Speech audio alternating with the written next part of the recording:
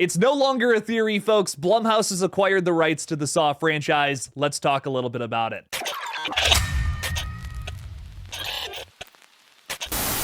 Hey everybody, I'm Killjoy Jake, and instead of having friends, I have horror movies. Not wasting any time today, Deadline just reported tonight that Blumhouse has acquired the rights to the Saw franchise. Now everybody just wait. I know.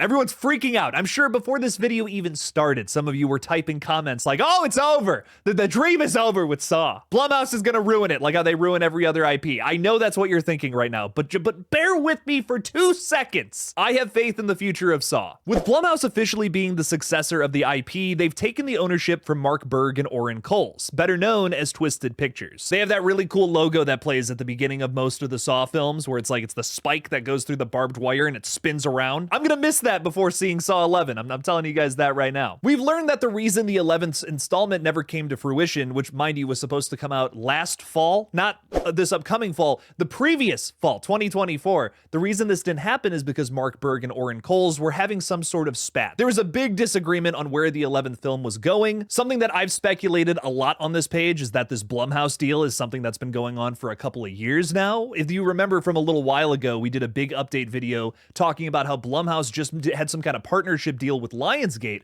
to work on a lot of their own IPs and bring them to life through its own studio. Basically what this deal entails is that Blumhouse is going to take some Lionsgate IPs and make movies that are successful with them. Speaking of which, a Blumhouse Blair Witch and a Blumhouse My Bloody Valentine are on the way. But when this announcement came, a lot of people were getting concerned because Lionsgate is of course the parent company to Twisted Pictures. A lot of horror fans out there were scared that Blumhouse might take the Saw franchise, and here we are today with the big ol' headline. Doing a very quick recap on what we already knew about Saw 11, originally it was written by Patrick Melton and Marcus Dunstan, who had worked on the franchise before. Those are the guys who also made the Collector films that are banging. They finished a draft for the 11th installment at the top of 2024, replacing Josh Stolberg and Peter Goldfinger, who had written the previous 3 films. In an interview, Marcus Dunstan called it a politically charged, angry script, something in the vein of Saw 6. It was likely a continuation to the prequel story that was set up in Saw X, especially considering that that movie was wildly successful not only at the box office, but well reviewed by fans. It likely would have followed Jigsaw again before his death in Saw 3, which I would have been so down for. Now I don't know if that script is going to be utilized or not. Deadline has also reported that although there is not a new film in the works as of right now, that could change literally in the next couple of hours or so, the series is in the hands of one of the original creators again, James Wan. James Wan, of course, directed the original Saw, basically being one of the many architects of this series, alongside Lee Winnell, of course. Look, right now things are unclear, but to me, this is a major silver lining. There's a chance that James Wan could direct another Saw film.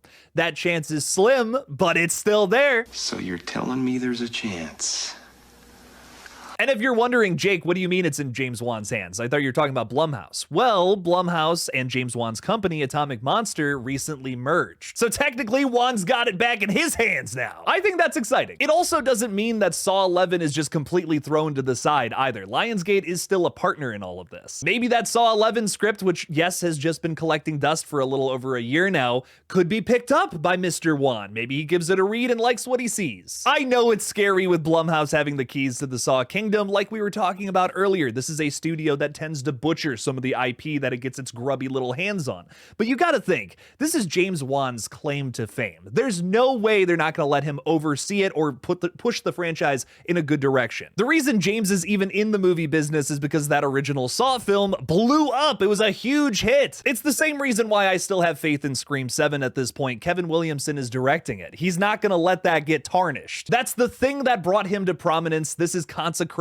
ground here for both of these guys. I don't know if I can say the same about the new Blair Witch movie or the new My Bloody Valentine, but in terms of Blumhouse's Saw, this is a totally different situation. I have a lot of faith that the Saw 11 that we were all looking forward to still has a chance to be made. I think James knows that out of the last 3 Saw movies that came out, hell, the last 4 Saw movies that came out, what was the one that was the most popular with fans? What was the one that made a ton of money at the box office? It's Saw X, baby. And I guess Jigsaw and Saw 7 also made a ton of money too. But what's the one that was well reviewed?